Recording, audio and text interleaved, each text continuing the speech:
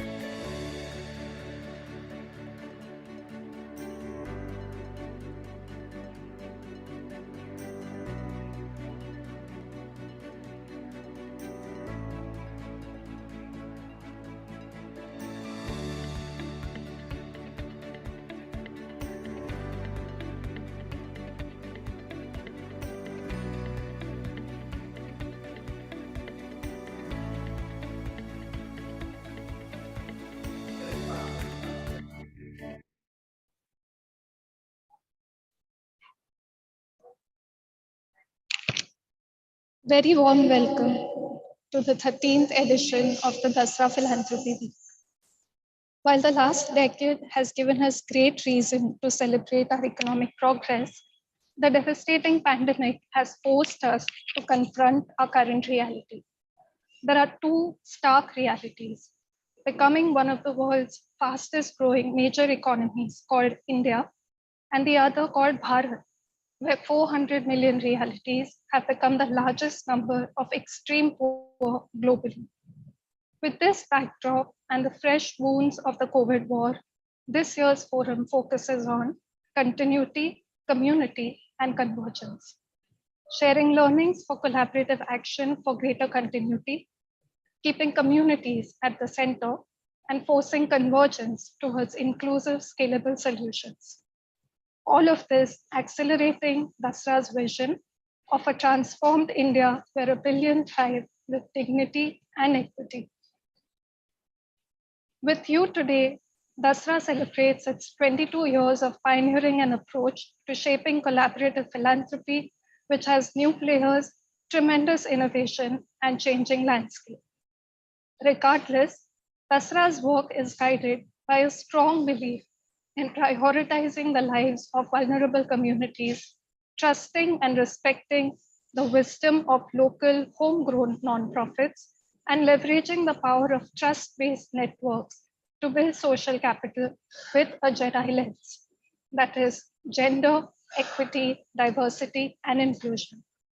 Dasra now thrives on two core capabilities: leading collaborative platforms and catalyzing proximate philanthropy towards Dasra's mission, collaborative action to accelerate social change.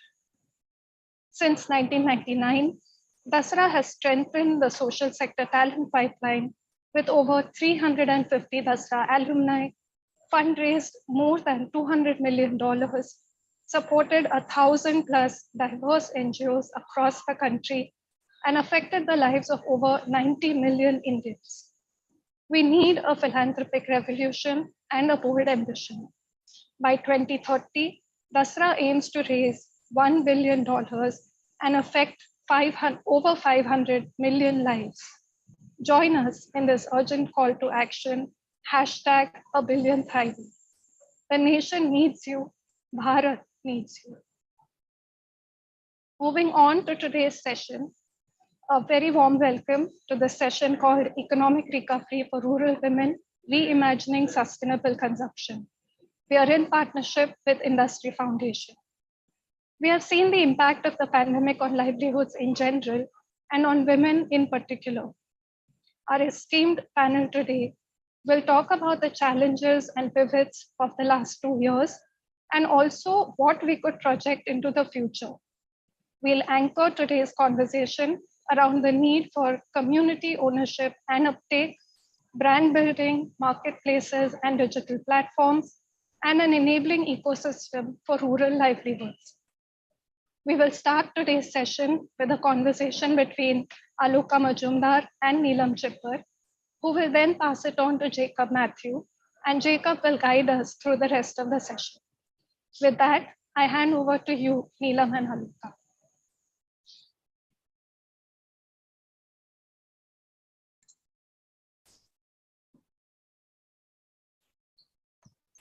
Hi, great to be here. Hi. Yeah.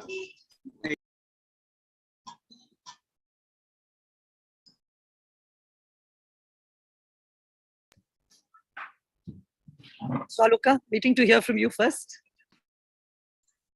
Great. Hi, Neelam, and pleasure to be here. And I think this is a interesting conversation, and I kind of remember the conversation that we had in 2019 when we started the partnership with you, and even before the partnership, actually the discussion that we had. So I think what I do, Neelam, is of course speak a little bit about Prosper, and then of course and hand over to you. So I think today's conversation is around I thought that we'll keep Prosper at the middle of it, in terms of taking Prosper in the middle and then explaining this entire concept. So for HSBC in India, we've been working in the livelihood space for a very, very long time.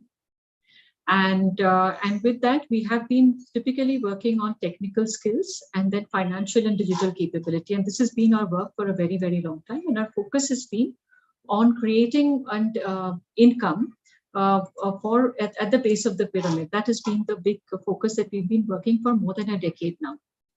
In 2019, the big change that happened, of course, is supporting job creation, economic growth through entrepreneurship, but a shift to sustainability in the global and local supply chain. I think that was the big difference, and that's the time that we started discussing with Industree in terms of how we work with this concept.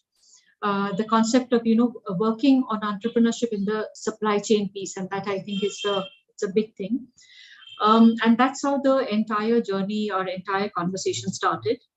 What we have seen in 2019 is just pre-pandemic. So, just soon as we started this program, we had, of course, 2020 and 2021, perhaps were the most difficult years that we've ever faced, all of us have ever faced.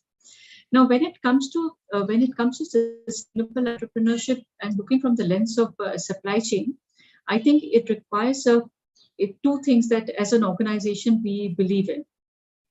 One is that, along with building technical knowledge, there is a huge amount of focus. It needs to be much more comprehensive in terms of the kind of inputs that or outputs that's required. That's something I think it requires a fair amount of investment, and it has to be more integrated. Starting from building knowledge, providing technical and financial skills, digital skills today, and then it comes down to marketing. I think that's another thing. And we have in our work in livelihoods and working with artisans in particular, we have always seen that increasing market accessibility has been a big challenge. And this is not today's problem. I think this has been a problem for many years. And this is another thing, I think, which is at the core of this entire program that Neelam, that we work with you. And it has been a great learning journey through Industree for us to see that how it works. And I think COVID has shown us a very interesting thing, that COVID has shown us that the market accessibility, the actually move from physical markets to actually the e-platforms, and the importance of e-platforms. And e-platforms are also becoming more acceptable both to the producer, the seller, and the buyer. So I think that's where this entire piece is. So with this, Lam, I'll hand over to you, and of course, take any questions and also hear from you how it has been for you and the experience of working over these very challenging times. Thank you, Aloka, and thank you, Dasra, for bringing us all together, because I think we're all united, as Pallavi said, to get to the larger goal. I don't want to go through all the numbers she shared. Just sharing that through COVID, what we noticed with our producers, I'll jump directly into that. As you all may know, Industree works on a collective ownership model. We believe in women's collectives. We also believe that the most disenfranchised at the first mile, maximum value will be accrued to them if they become owners and if they reach markets directly. So we cut off intermediary layers. And on that journey, I think the kind of understanding we got from HSBC, Aloka, you as an individual also anchoring, understanding the importance of working in value chains, and also understanding the fact that artisanal production is actually not a niche production at all. Mr. Praveer Krishna, when he comes on board, these address food, fashion, lifestyle markets. These are massive global and to be national markets. I mean, when you're supposed to be the third largest economy, you'll also be a third largest consumer in the world. And how will we move our consumers in India? We work with producers, but they are so dependent on consumers also. And that is, I think, what we as a network, all of us here, I think we have some great people in the room with us who will talk later on their journeys. But with Industree, what we noticed in COVID 1.0, 2.0, when we saw millions of migrants walking back, what we saw that in our model, it was such a well-cushioned model. It was not a reactive model. It was a designed model with risk mitigation in place already. Our women didn't lose a single day of income. Their husbands lost jobs left, right, and center.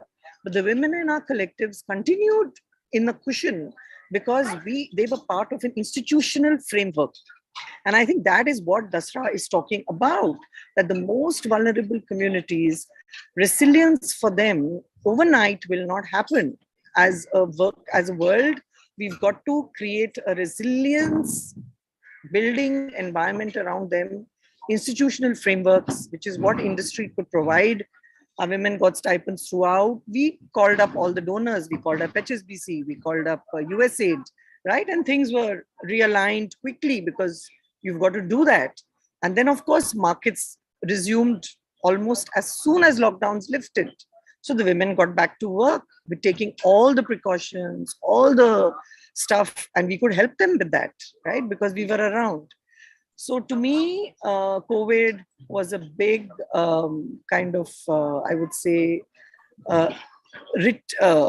reiteration of the model that we have in place, and the fact that more and more of these models are needed, which will be discussed more as we go along. And I will stop now, and I will pass on the baton to Jacob. Yeah.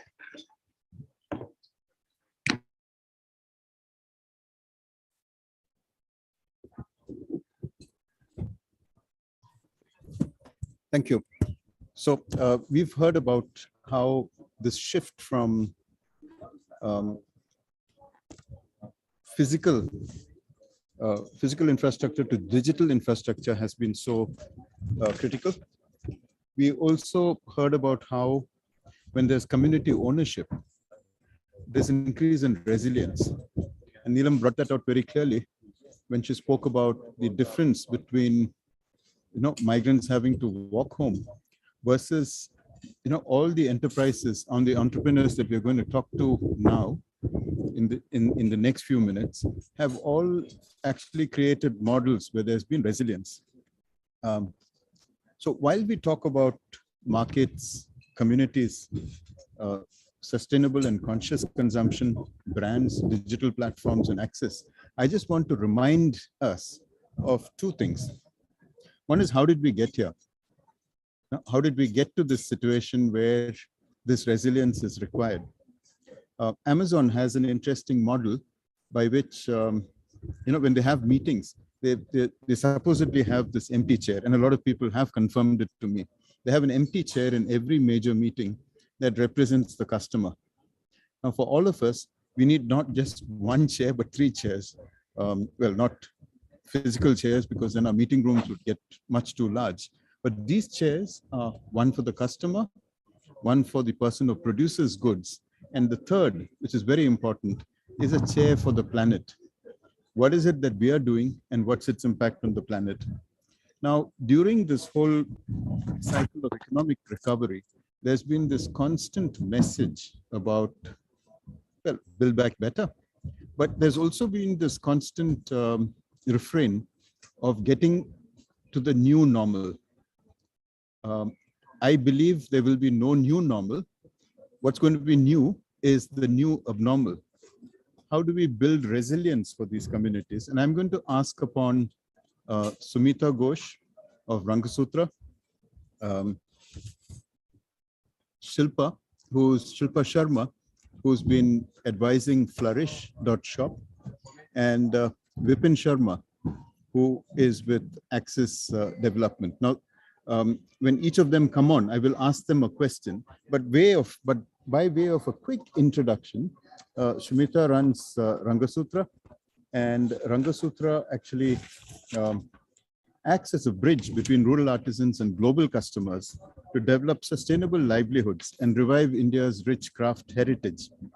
These communities are in villages and small towns across the country, including in Rajasthan, Uttar Pradesh, Kashmir, and Manipur. You will notice that Shumita doesn't choose easy geographies to work in. She chooses the toughest ones. So the question to Shumita really is that for you, the most important stakeholder is a producer. Rangasutra has been successful because you were able to secure the participation of the community.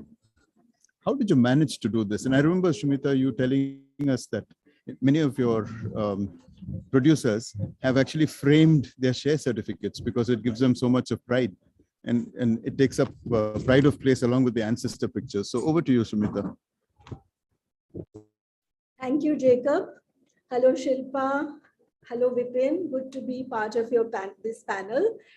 And you're right, Jacob, you did mention that, for us, community and producer are the most important part of Rangasutra. And just to go back a bit, the journey of Rangasutra actually was built on the shoulders of, or on the roots of the Urmul network or the Urmul family, which has been working on, in Western Rajasthan for the last 35 years.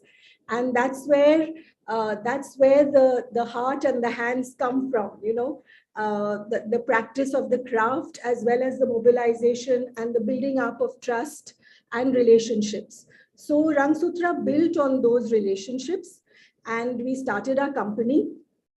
And of course, the first thing we did was to look for funds, specifically for working capital loans. And no one would give it to us because we were new and we didn't have a 3-year balance sheet. And none of us were business people. We were all, dyed-in-the-wool social workers and designers.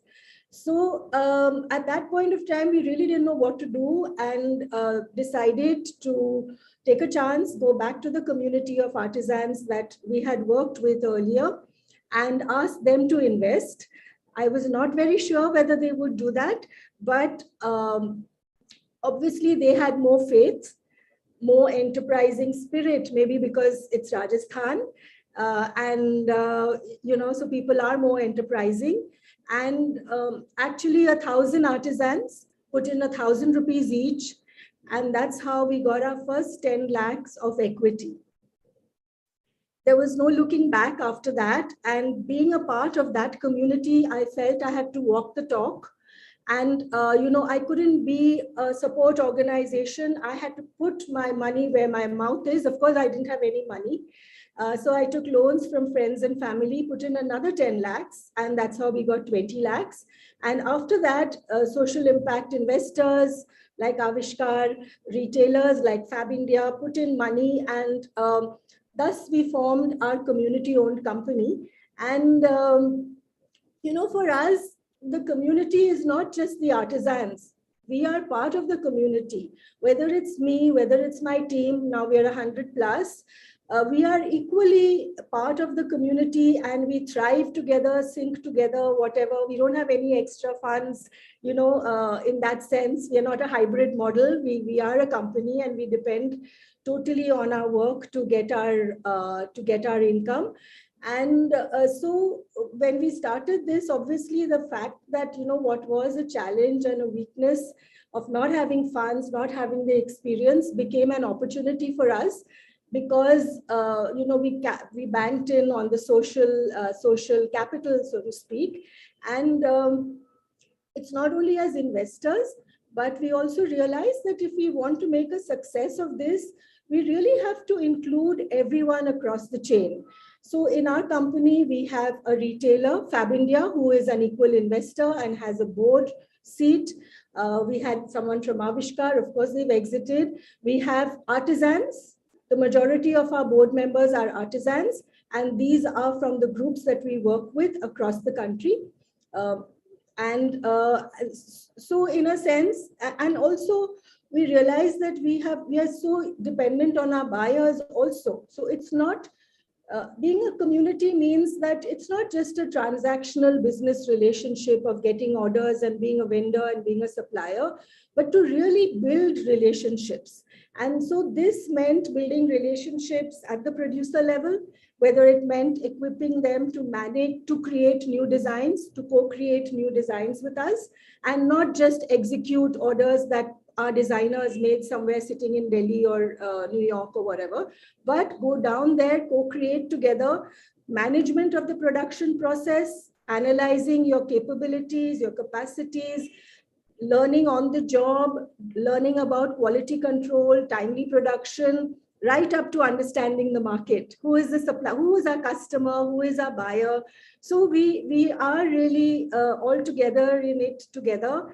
And in that sense, it's been, it is for our producers and all of us, it's a right and a responsibility to be part of Rangasutra. It's a right in the sense that most of our artisans have become shareholders, and today we have 2,000 of them who are shareholders.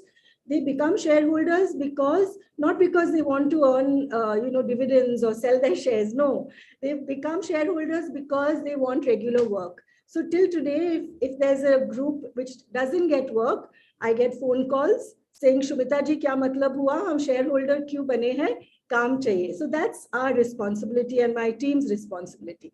And we expect the artisans then to be able to supply, on time and in the quality expected. So we are in it together. So Jacob, I know you had asked if we could stop earlier and there'd be questions. So I'm happy to do that. That gives you a whole 4 minutes to ask me questions. Right. So thank you, Shrimita, for enabling that. So one of the things that I think come out very clearly from what you've just told us is that you are able to give or provide consistent work. And that in our experience also, that has been a sort of a bedrock. Even before they ask for higher, when look at higher earnings, people look for consistent work. And I'm sure that this really played out during the pandemic as well, because the women who were part of Rangasutra were not unduly stressed. Your customers kept placing orders and so on. I just want to on to Shilpa. No, Shilpa, when you look at the Rangasutra model and look at what you're doing, what similarities do you see? What differences do you see? And how would you look at this ownership piece, which is very critical? I mean, you also have an ownership model, and I just wanted you to just build on what Shumita just said. Thank you, Jacob. Thank you, Dasra, for having me here, for giving me an opportunity to come and, reconnect with Vipin and Shumita and, the rest of us in this room who I haven't met in a long time. So Shilpa, Shilpa, I'm also going to ask Access Vipin Sharma also, about Shumita's model specifically. So this question is very specific about Shumita's model, and you've seen it from the other side as a customer also. So I have huge amount of regard and respect for what for Rangsutra's journey and what Rangsutra has been able to build over the last 20 odd years that I've directly known of Rangsutra and Shumita. I think the ability to really create impact at scale because of consistent business, whether it comes through a Fab India or whether it comes through an IKEA, a B2B relationship, right? Which really is at the absolute front end of Rangsutra's work. I think, as a marketer, what I have seen is that Rangsutra's aspirations to get standalone status as a brand was never put ahead of the interest of its producer groups. It was always sustainable opportunity to earn steady income, which came at the absolute top of their priorities. And that, I think, the B2B opportunity and building the organization, building the community, on the tenets of really a very firm commitment to the producers is something that they've been able to demonstrate adequately, not just with the Fab India example, but also IKEA. And then the one other thing that I really, really want to, speak about and appreciate really is reducing the dependence on any one customer over a period of time. I don't have the actual stats, but I do know that from Fab India being a primary customer of Rangsutra, Shumita and her team have consistently worked on reducing dependence on Fab India, creating room and opportunity for many other similar B2B relationships to come in, because that allows for hedging your bets and your risk and creating room to be able to build your own brand, which they've been able to do so well. And I think each one of us has a massive lesson to learn and a leaf to take from their book, because I think that will just change the entire fabric of the society that we live in. Yeah. So Shumita, I mean, I just want to know this. During the period of the pandemic and the fact that you were able to keep engaged with the women producers, how much of that was because of a diversified customer portfolio? And from what I understand, there is white labeling of goods, plus there is also own branded goods. So what kind of proportion is that? Yeah, so as Shilpa said, we really have more than one B2B customer, and that helped us during the pandemic because while some had to stop orders or postpone orders, others did continue it. And of course, our own B2C kind of took a little jump through the e-commerce platform, which was, we just started out at that point of time. That's still the most difficult part of our work, because our strength is more at the producer end rather than at the marketing end, and that's where we have to learn. So I think in that sense, although we did reach out to people who helped us through funds to see people during through the lockdown. But one thing I'd like to mention here very specifically is that the practice of craft and the culture of craft, it's not something that you do from 9 to 5 or 10 to 6. And the fact that we are in rural India, and even for us, at least for me, as a woman, I've lived and worked both in rural India and in urban India, have had children, have had to look after families. So craft production lends, especially if it's based in village centers, lends itself to this kind of flexibility. So in a sense, even our artisans were not fully dependent upon us for work, because they are also farmers, maybe just taking one crop a year. Some of them also have small animals. So it's, it's a nice holistic economy, and we like to keep it like that and not make it into a factory. So that, I think, this has given us flexibility to go back to home-based work. It has given us flexibility for women and men to come and work when they can, and the rest of the time they're doing their other work, if they have any, or looking after family, etc. So that has helped us. Our model, in a sense, has helped us, stay flexible, stay resilient through the pandemic. Right. Thank you, Shumita. I'm very aware that you have to leave us in a few minutes, in 5 minutes, I think, to collect yet another award. I think Shumita is one of the most awarded people that I know. And congratulations, Shumita, and all the best with the wonderful work that you're doing. I'm now going to move over to Shilpa Sharma. Shilpa, as she mentioned, has had a stint with Fab India, where she was, I guess, Rangasutra's customer at one point. Then she went on to set up, I think, one of the most famous, I would say, craft marketing e-commerce sites, jaipur.com. And now she is mentoring and advising flourish.shop that I must confess that we are associated with. Now, can you tell us, Shilpa, really about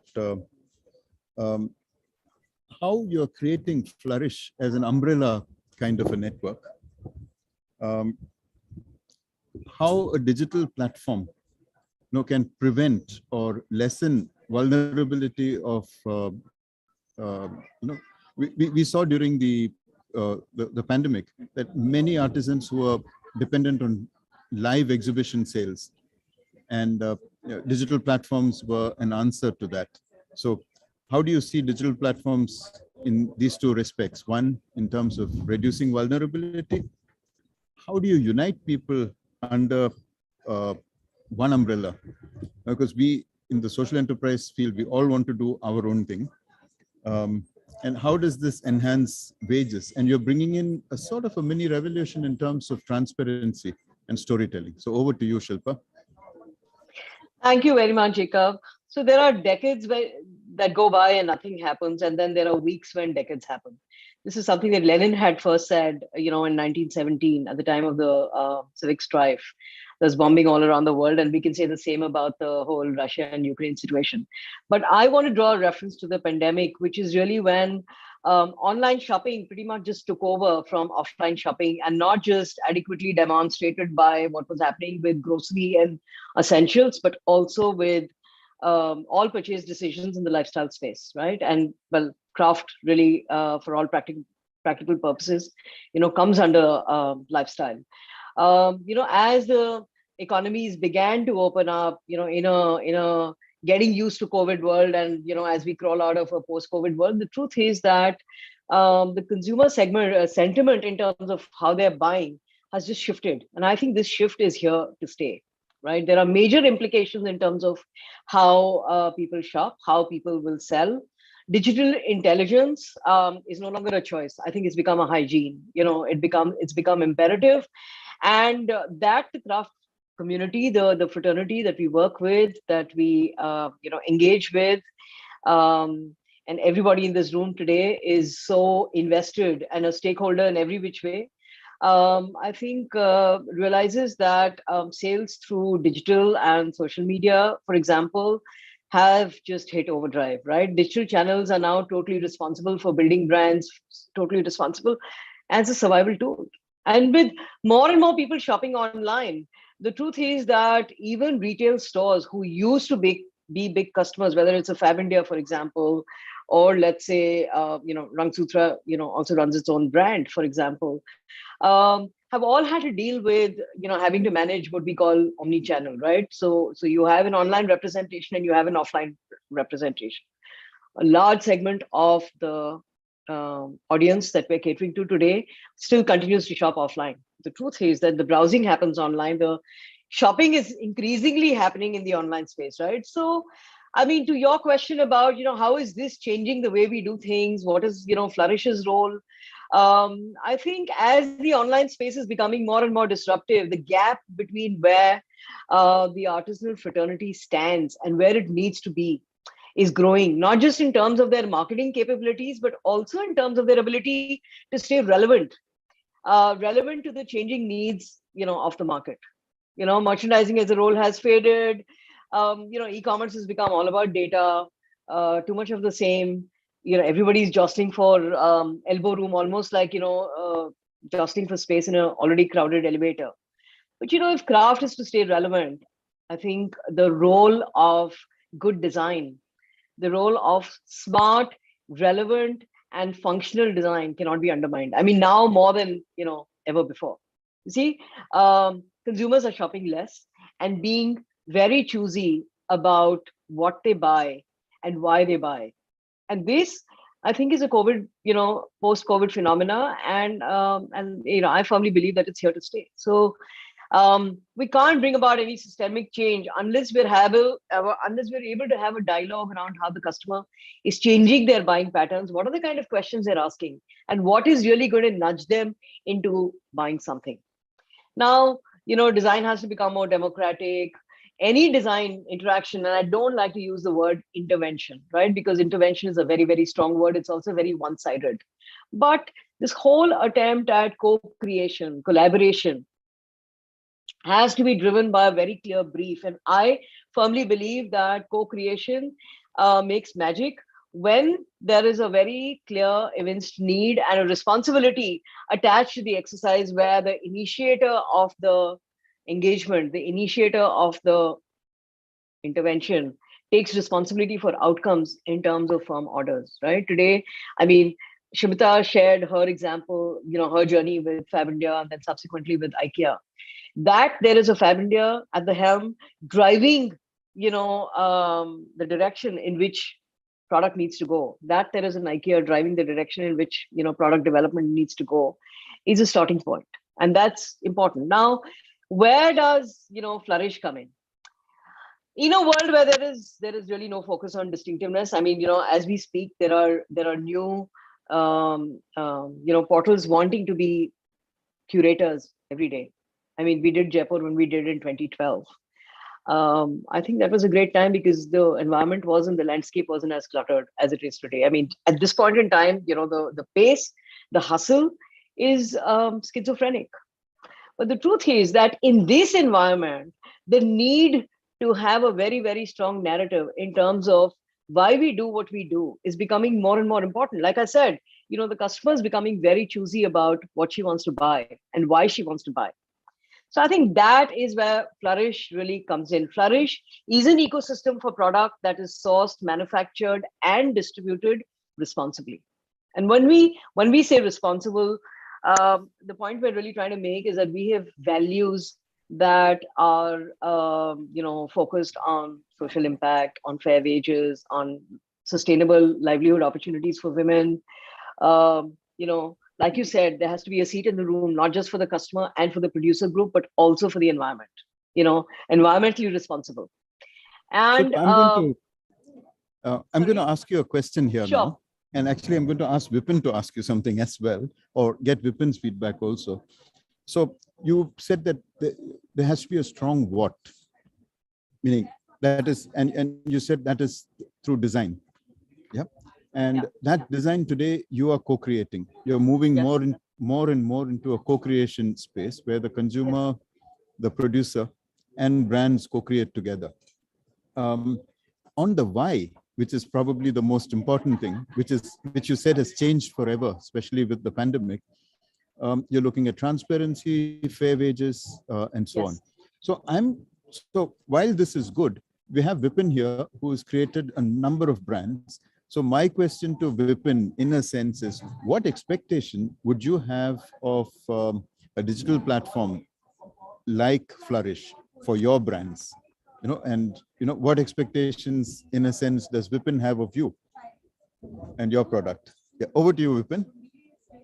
Well, I have to quickly get in touch with Shilpa and see if we can put all our brands under Flourish. So that's number one. I mean, in the NGO sector, I think one thing which is so distinct is that everybody wants to do their small thing and feel great about it. I think there is, and I think some opening slides, we already talked about a very important need for convergence. So that I think is something that Shilpa is doing under the Flourish umbrella, and that would be really great. Earlier, we also heard Shumita talk, and she's done something incredible. I mean, that effort of Ranga Sutra is, I think, a role model in the NGO sector. But the one thing that we do differently is that we are not looking at one very large company of 2,000 or 3,000 primary producers. What we feel is, and also, I mean, the fact that we're just not in the craft sector. So we do a lot of farm sector and we do a lot of non-farm sector. And that's the reason why we need to have more compact, smaller number, but community-owned institutions. So typically, I mean, if we leave the farm sector out, most of the community institutions that we've created are small, so under 500. And that's how we feel that, the producers get a chance to get fully occupied and employed. Otherwise, you have large shareholding. And as Sumita was saying, a lot of them will not get their turn to kind of, produce for the company. And that's why they may not get wages and then have to look at alternate options for their livelihoods.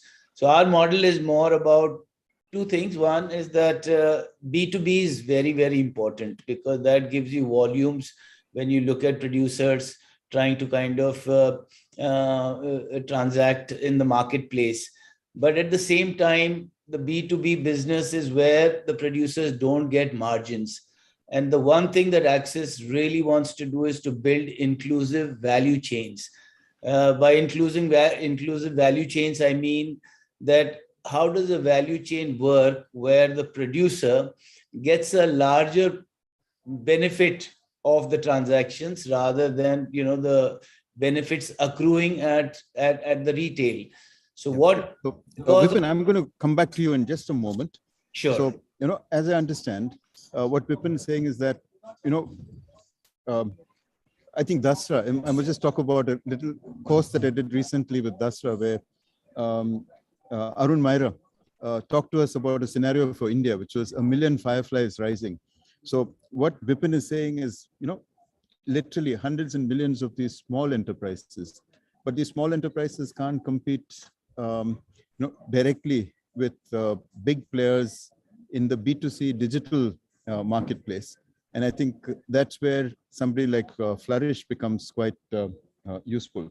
Now I'm going to, but I mean, the one thing that he's asking is, when you go into B2C, what are the margins for these small producers? Will those margins be larger than than for B2B?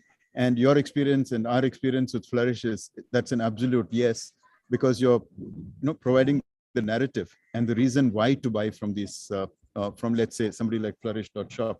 Now coming to Vipin, Access development has been there since 2006, and I was going through one of the soil reports. I love the name, State of India's Livelihoods reports. And I mean, this is tremendous work that Access Development has been doing over the years. And now Livelihoods for India is something under which Vipin's organization has created a number of brands. And these brands include Jade in jewelry, Tamara in spices, Stripes for children's toys, Desert Pastoral with migrating communities, and even Pink City Rickshawalas, Pink City Rickshaw Company, which is electric rickshaws in the city of Jaipur run by women. So tell us about this, how you've created these brands for rural enterprises, these unique brands. How did you make them unique? How do you create more? Sorry? Yeah, so Jacob, if you are working with the communities, I think just like Unilever needs strong brands, we need strong brands for small primary producers as well. And wherever we worked, the two big constraints that a primary producer, is challenged with, one is capital and the other is markets. So, to crack the markets, and market is absolutely a busy place. So how do these poor women with their produce penetrate and transact in the marketplace? And we realize that, one is, if you're dealing, say, in spice processing, one is to fill 200 grams of chilies in a polythene pack and staple it and try to sell it. And the other is to actually look at what sells in a La Marche, or what sells in a food hall, or what sells in Nature's Basket, and how do we compete with those brands? So that's what we thought we should be doing in our work.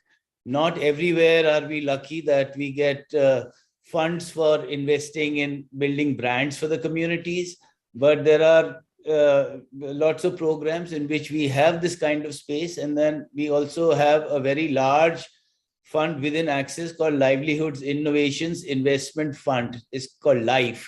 And if we feel that it's a critical requirement for a community product to kind of, have a brand, then we invest ourselves in that. So, it's not important that for everything that we do, we create a brand, but wherever we feel that it needs to, so we feel communities need to be positioned at some point of time into a B2C kind of a model. And for that, in B2B, you get the volumes, but you don't get, enough margin. So if you are dealing with a Fab India or something, the margins are very thin. And that's why, because Fab India is one of the few that, transacts with artisans. So everybody goes to Fab India. But how do we diversify from Fab India? How do we see that producers get more margins? I think that clearly relates to creating a brand for them. I remember that when we started this spice brand called Tamara, there are some slides I put to just show. I might have something. So, these are made by poor producers. So this is like selling red chilies. So if we have to sell in a plastic pouch, then the value of 200 grams worth chili is 37 rupees. But if you just make a sophisticated packaging and give it a nice brand name, the same thing can sell at 45. Of course, just branding and packaging is not enough. So you have to back end fix the quality of the product. So that's very important. So we were dealing with another 200 women who are making these modern bakery products, cookies. And we got a master chef all the way from Oberoi's to give us the recipes for 5 or 6. And these women who were earlier digging grass in the fields in Haryana started to work in an air-conditioned, bakery, and were making outstanding products based on the recipes given by that guy.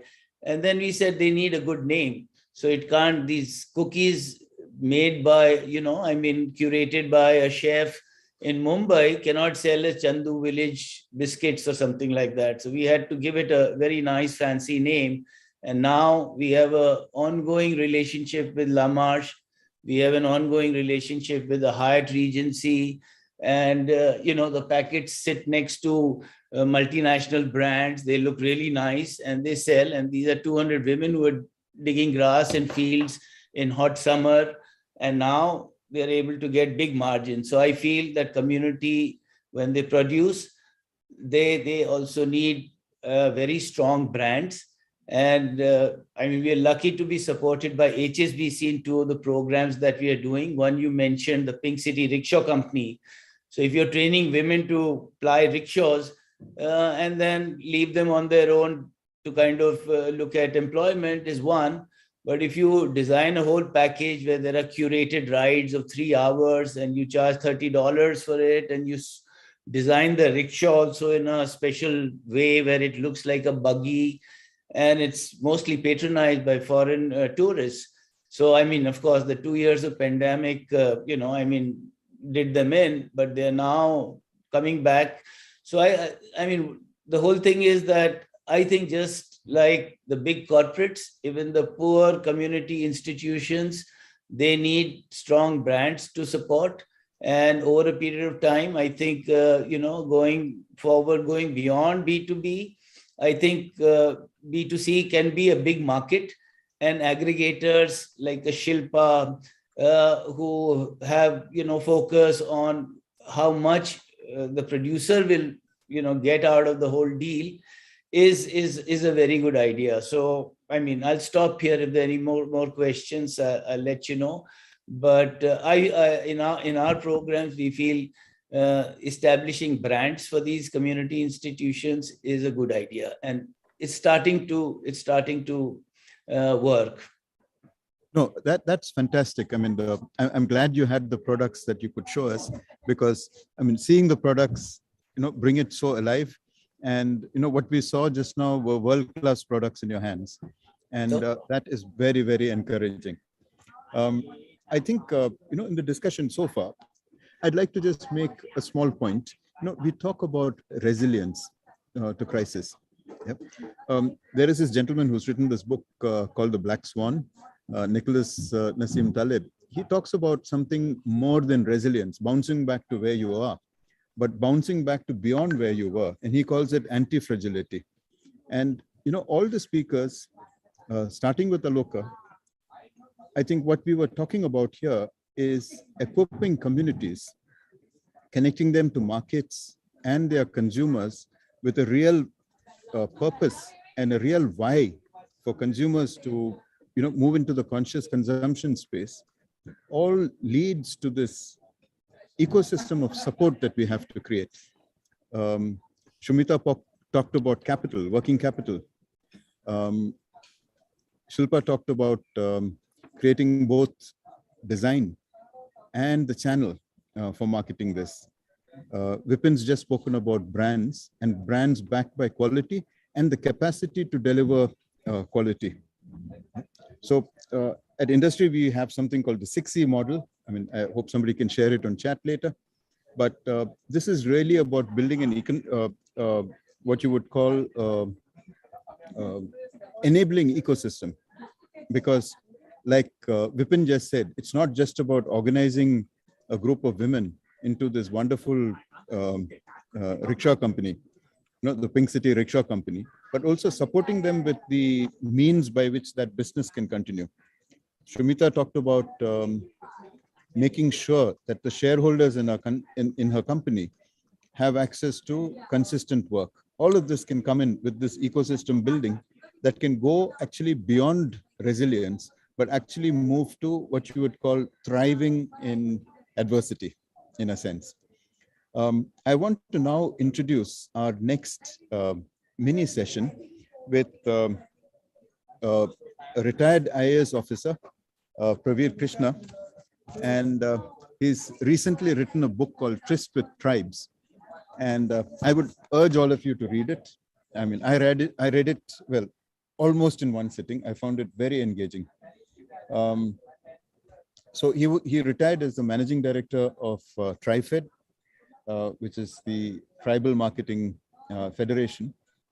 Very interestingly, he's been awarded CEO of the Year for PSUs, and also as one of the most influential 50 Indians of 2020. So a bunch of awards that recognize his work, starting from, he's moved up the ranks from magistrate to collector to, and finally managing director.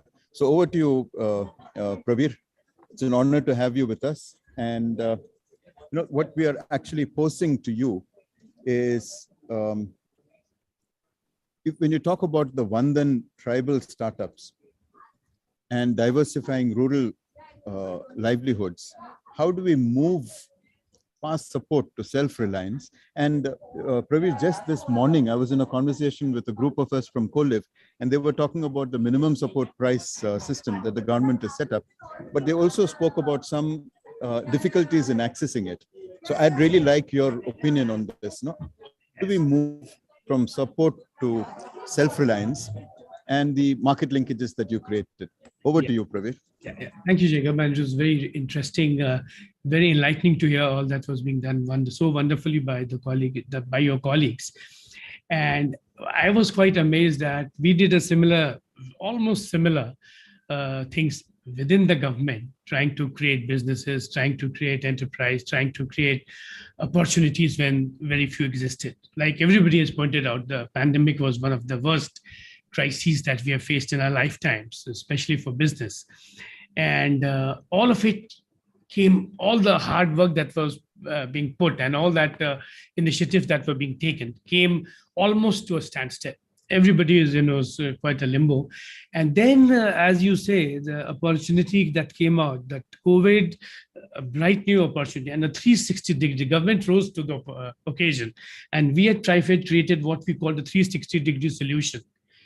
We stated, we sort of said that skill sets are not affected due to the pandemic.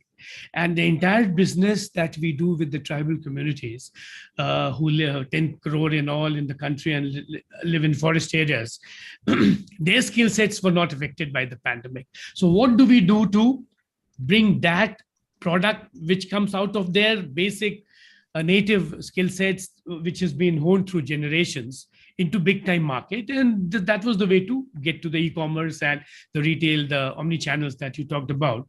So we set up a 140 retail chain network and a e-commerce platform, and then set up business with all the e-commerce giants to give a market to this. And then there was this, the non-timber forest producers. The forest produce about forests in India have raw material worth 2 lakh crores, and they are brought to the market by tribal headlords. So this was also not affected by the pandemic, but this program had not taken off over the last 10, 15 years of its inception. And the pandemic gave us an opportunity to sort of, all the governments rose to it. And then we set up minimum support prices for 97 items. So what was a 9-item MSP checklist became a 97-item checklist, and what was a 30 crore business over the last 2 years got up to 3,000 crores. So nobody really could imagine that this was such a giant, slumbering giant, and could sort of change the destinies and could be a game changer for the tribal people. So the book Jacob was mentioning about, Tryst with the Tribes, mentions this journey and how this pandemic gave an opportunity for a 360-degree turnaround of the tribal ecosystem, where their skill sets and their resources and the forest producers, which they now own, courtesy the Forest Rights Act, became a big game changer. And all that my previous speakers have spoken about, we did in the government. We sort of branded items, and what was selling. I'll quickly want to share a little quick presentation, which will explain most of the things.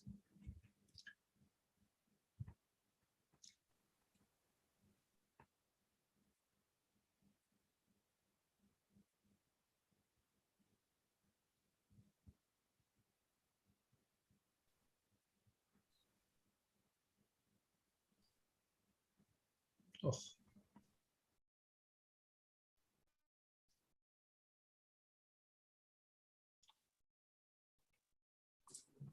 Praveer ji, would you like me to share?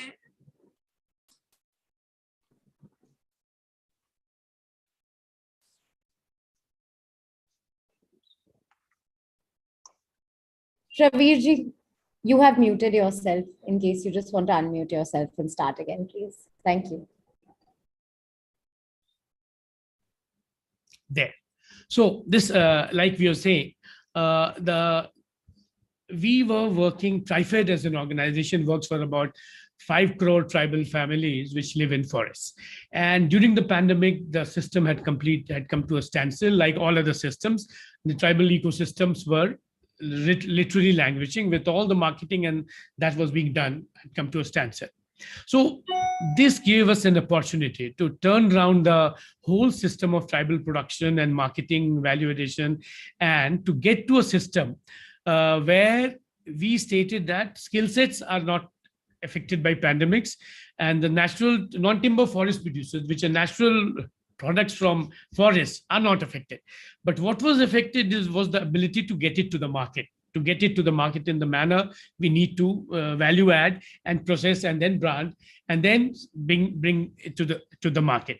The normal channels that were being used then had come to a stop. So we got into this complete new idea of e-commerce and introduced it to tribals. And you will be surprised that almost 100 crores of business was transacted by what we thought would be very difficult to introduce to the tribals. All our 3,000 artisan families rose to the occasion. They quickly tutored themselves into the ways of e-commerce and retailing, and we could generate business worth 100 crores over the last 10, 12 months before I was there in Trifid. So we said that there are two things. One is handcrafted handlooms and handicrafts, and the second was non-timber forest producers. The entire country, we did a quick survey, had about 2 lakh crores of raw materials which were brought by headloads to primary markets, and there it was being purchased by middlemen at very low prices. So we set this system of minimum support prices for 97 items. So what was, say, for example, tamarind, which was selling for just 10 rupees, 12, 20 rupees a kg, 10 rupees a kg was fixed at 36 rupees. And if we value added and de-seeded and defibered it, it sold for 400 rupees. And if we bottled it as sauces and chutneys, it sold for 800 to 1200 rupees. So what Vipin was talking about is exactly what we did through these 50,000 tribal startups that we put in place.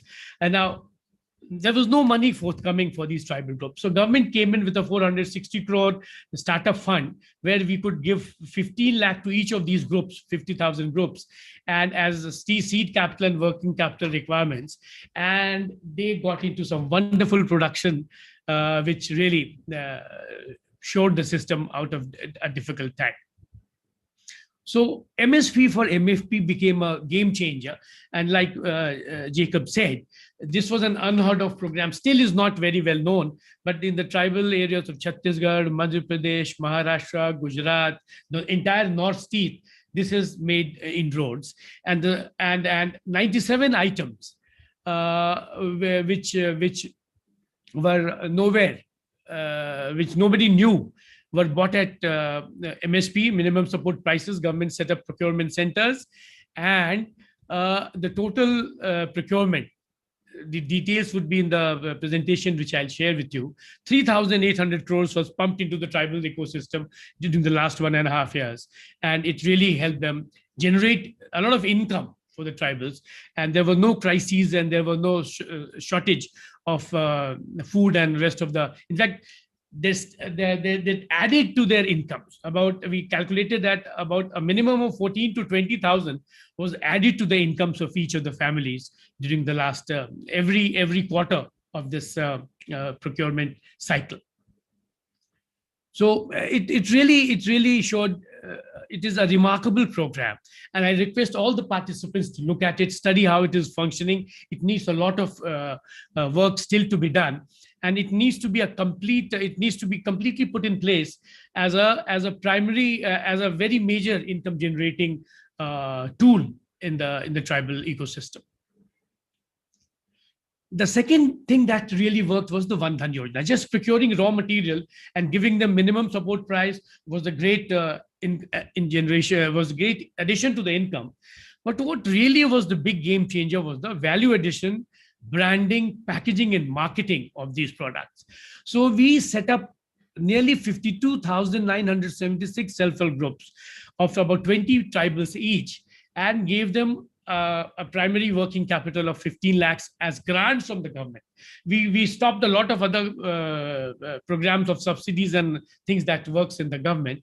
We changed it into a tribal startup. The Van Dhan Yojana was the tribal startup where a group of 20 people was given a sum of 15 lakhs to start their a group of 300 people divided into 20 each was given a startup grant of 15 lakhs to set up their own businesses.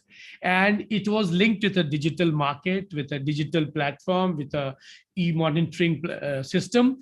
And these now 52,000 now being converted into producer companies, and hopefully will be So the second bigger opportunity that came during the pandemic was the setting up of this Vandhan tribal startups, 52,000 plus in all, with a 15 lakh grant from the government. And these are now ones which can be greatly expanded into major production centers. Vipin was talking about the extremely poor in the value chain. Prior to Vandhan, my tribal producers were getting less than 20% of the value chain. But after Vandhan, it changed drastically and it converted into a 70% of the value chain. When the primary collector of forest producers, the gatherer of forest producers, became producer of forest producers, also became branding and packagers of forest producers and retailers of forest producers.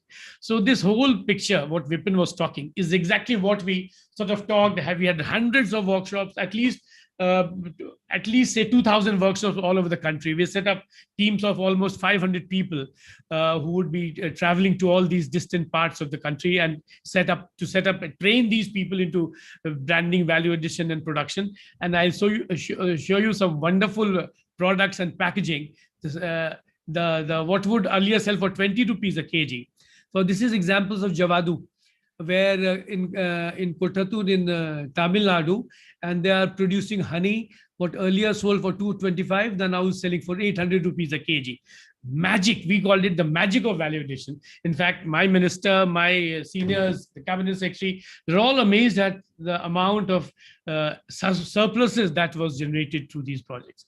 And I was so happy to see that what was being done in the private sector, we in the government are doing it, and exactly in the same manner. We said that it's just not raw materials which will fetch them a price, but branding, packaging, and then marketing. So a complete 360-degree solution was worked out. And you see these wonderful examples of raw material. This is what you call the big one, Giloy. Giloy was in great demand during the pandemic, and this society sold 1.5 crores worth of packaged Giloy to all these big time producers. And they now are into making these wonderful herbal herbaceuticals out of this Giloy. And they sold 1 crore 57, this group of 300 people in Maharashtra.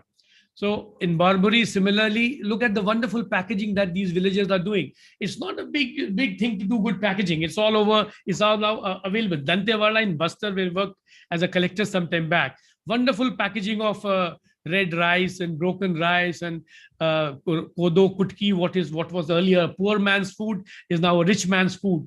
And beautiful branding and packaging has pushed prices from 20 to 15 rupees a kg to 200 to 250, 300 rupees a kg. So this again are examples. These are real examples of things that happen. So the handlooms, handicrafts, and forest producers, agricultural producers, horticultural producers, which were now being sold to middlemen at very low prices, and all these procuring agents of these large and aggregators, they now have a minimum support price. We have told them not to sell it below the minimum support price in raw form. And if they are value adding and branding, then the prices is that they set up. And buyers will have to buy at the price that these teams, these production units are selling. So we said that Mera Dhan, Mera Van, or Mera Udyam should get the right price. It's not just that we are bring to the primary market on headloads and we are paid some subsistence wages, even less, like predatory sort of prices, and sought to go away happy because we are tribals and we sort of are happy people, happy-go-lucky people. We don't need money. All this was dispelled by this Vandhan experience. And now these people are selling things which were earlier sold at 20 rupees a kg. They're branding, value addition, and packaging it and selling it at 1,200, 800, and 10 times, quadrupling their incomes. Now see this Javadu, this Giloy thing, which 1 crore 57 lakhs in 3 months. Not in their wildest dream, the chief minister went and personally met these people and their villages and sort of rewarded them. So these are all tribal collectives which are now given this grant, and they're earning everything that they are earned. Not one penny is taken by TriFed or any government agency. It's their own. And some of them have really got into very big time. So now this has become a Pradhan Mantri Janjatiya Vikas Mission. buoyed by the successes of what was initially great clear कि 15 लाख रुपए कैसे दे देंगे उसकी account कैसे के, and I can tell you over the 52,000 groups that we have set up, not one case of misappropriation or irregular activities. Some did not succeed. To accept, quite true, any startup 100% will not succeed, but not one case of misappropriation or wrongdoing has been reported over the last 4 years. We have been struggling with these, or we have been working now successfully. Initially a big struggle, I called it a 100 hurdles race to get things moving in government while there are no shortage of funds, but to direct it towards an activity is a 100 hurdles race, but we succeeded. And I'm very happy to tell you now that this is now branching out into tri-food. Now these small packaging and branding units are being converted into a tri-food experiment, which has our tribal food parks. So we said tribal products don't need just to be small production, quintals or kgs. Why can't they be in tons per day? So we set up this food processing. We had a meeting with the food processing ministry, and now we set up what is called the tribal food production centers, tribal food parks. And these are exclusively only meant for what grows in tribal areas. About 10 to 11 crores is what will be spent on this. We have built 2 models in Jagdalpur and Raigad. They're about to be commissioned, and they will produce hundreds of tons every day, and they will be partnered by private industry for branding and packaging and marketing, but they will be owned by the community, and whatever will be earned will be plowed back to the community. So this is another very good model that I'll be working now out of government and trying to promote it as what I call the catalyst development consultants, which I'll be sort of helping and meeting with friends like wonderful people that I have listened to. I will be pushing this idea. Then R&D and HIG, we have partnered with IIT Kanpur and Kalinga Institute of Social Sciences and IIT Roorkee to come out with some wonderful products which were otherwise unheard. And we did some design and with Ritu Berry and Reena Dhaka to fine-tune our handcrafted products by tribals, and all are fetching wonderful prices in the markets, big markets. They can all be, these are all packaging designs that were made by Reena Dhaka and Ritu Berry and our Indian Institute of Packaging. And all these products, I see that these skyscrapers, all these production figures kept on going up, exhibitions. And then we are also into geographically indexed products, and we are into large scale identification of geographical index products and to push them into niche markets. So all of it is now a lot of convergences. My friends talked about convergence and government. It's hard to achieve, but we sort of with Niti Aayog, Ministry of Food Processing, and a lot of other the donor, Northeast, Ministry of Northeast, Rural Development, and then convergences with a lot of CSR partners. So money was not the problem. The problem was to implement and to get it done. But in 4 years' time, and then we said that this could not be done on the old Munimji model. It had to be a digital, completely digitally monitored. If you're looking at 10 lakh people and producing all over the country, it couldn't be a Munimji Bahi Khata Hai system. It had to be a digital TriFit. And I'm very happy to tell you that the entire project is now digitally worked, and it's we have a complete monitoring tool which can get to the last producer that we have in the group, and we have converged the e-commerce platform, the monitoring platforms, the marketing platforms, the retail networks. They're all linked over a master e-com platform and e-monitoring platform, which gives us access to every penny that is sent in and access to every penny that comes in. So it's a complete 360-degree solutions, friends. And I can tell you, if tribals rose to the occasion, and so beautifully that the entire system, which was some sort of they were supposed to be head loaders and head people who could bring things from the jungle, and the middlemen, the predatory middlemen. So a new system has been found by which they could be producers, they could be masters of their own destiny, they could be the primary, they bring it on their head loads, they aggregate it, then they value add, brand, market, and then sell it. So what was initially a very predatory system of no MSP, of no value addition, no branding, no marketing, each of these products were being marketed, but under different brands. The tribal brand were missing. So the tribes in their brand which we created, now sells tribal products. And now I'm sure my successors will take it. We have made agreements with 100 embassies to market it worldwide.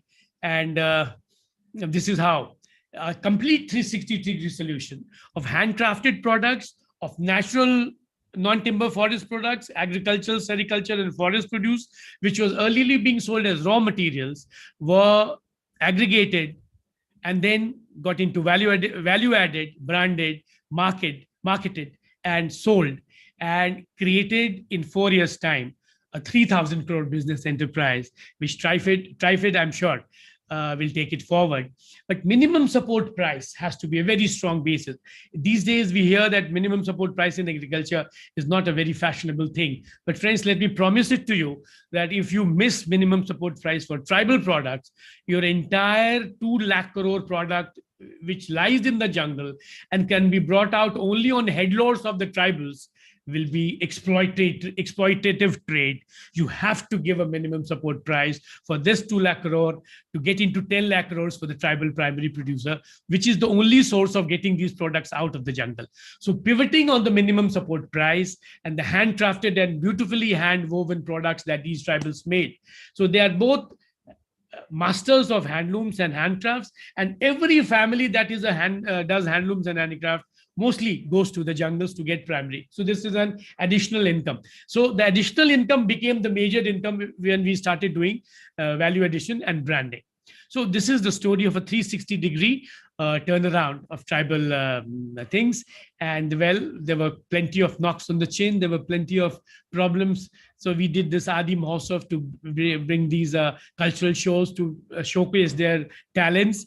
And then a few awards also came on the way. This is a complete 360-degree solution, which I say can turn around tribal systems. The Spurti program, the tribal food pack program, the branding, packaging, and marketing as Tribes India products, as tribal products, will change the game for the tribals. So what could be a 5,000 rupees per month income could go to 50,000 per month, a lakh rupees per month. So 20 times it has the potential. The magic of value addition, branding, packaging, and marketing done in bulk. I heard examples of beautiful 2,000 clusters of 2,000 people. We did with 10 lakh people. We did with 3,000 clusters spread all over the country. And government had this capacity to converge, and 30 state governments were our partners. So we could scale it up. So, but the wonderful initiatives that I heard, and all of it, this can combine. And so if we have a pan-India play, and I'm sure Industree and Jacob and Nilam and the rest of the team, we can look for a pan-India work where 10 lakh people, 20 lakh people could be organized. The Vandan structure exists. And this needs to be tapped in to make it a sort of what? A 5 crore tribal empowerment. Entrepreneurs, from tribal gatherers to entrepreneurs. And if 5 crore tribal forest dwellers can be converted into entrepreneurs, 10 lakh crore of rupees would get into their kitty. So this is what is the story. I think this is wonderful, Praveer. I'll just step in here. Yes, you know, what I'd like to say is, one thing that has really stood out for me in this presentation is convergence. Yes. And it's not just convergence of government with private sector players, but I mean, for us, in a sense, it's convergence of government with government. Yes. But that's sometimes mostly at times, Jacob, let me tell you, it was government, not with government, government versus. Okay. Yes, I know there are these silos and fiefdoms. So this is hugely inspiring of what is possible. And today in our group here, we have civil society organizations, we have companies like Rangasutra. Yes. We have funders, and we have social sector, capacity builders. And I think what you've brought to us is the scale that can be achieved if one partners with the government and figure out how to make these partnerships really work at scale. Could I just request you to stop sharing screen so that I'll do that. I'll stop sharing with a word that now this Vandan thing was 50,000 startups. Some of them are obviously not as successful as the other. And we are trying to create a network of 100 tribal food parks.